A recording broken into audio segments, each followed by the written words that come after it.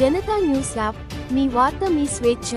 ఇప్పుడే సబ్స్క్రైబ్ చేసి నిరంతర వార్త విశ్లేషణ కోసం బెల్ ఐకాన్ని క్లిక్ చేయండి.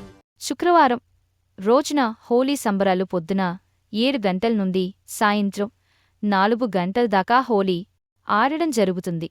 అతిపెద్ద పండుగ హోలీ కావున చుట్టుపక్కల గ్రామాల నుండి కామారెడ్డి జిల్లా బీబీపేట్ మండల్ వచ్చి కలర్లతో వచ్చి పండగను విజయవంతంగా చేసుకుంటారు.